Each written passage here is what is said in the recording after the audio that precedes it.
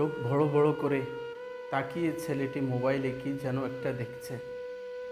অন্ধকার ঘাড়, কানে ইয়ারফোন, দেখছে চেনার দৃশ্য, স্বাদ নিচ্ছে তার চোখ।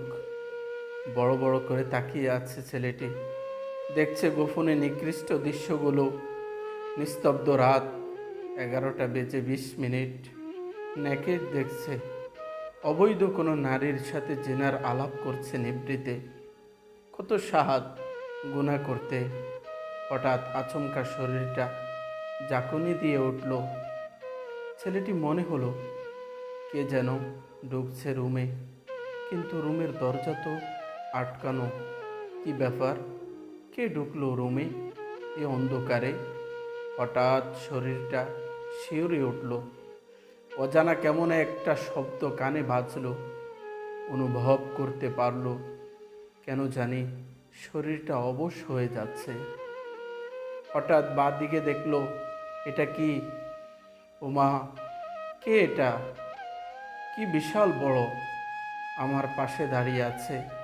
কিভাবে ঢুকলো আমার রুমে? হায় মাবুদ, এ কেমন ভয়ানক মূর্তি দাঁড়িয়ে আছে আমার সামনে।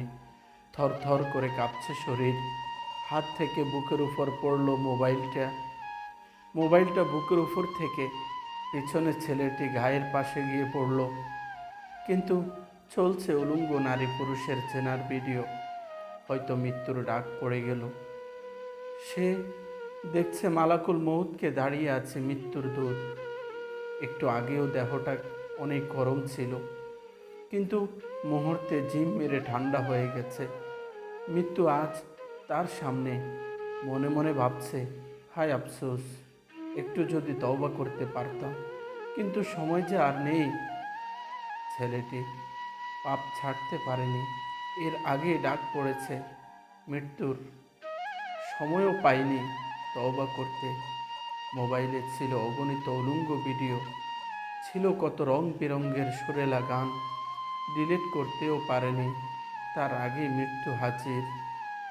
মৃত্যু ডাকছে তাকে, আসো হে নাফাক আত্মা, আসো হে নাফাক জালেম, নফসের উপর অত্যাচারী রূপ। ভয়ে দৌড়াদৌড়ি করতে শুরু করলো।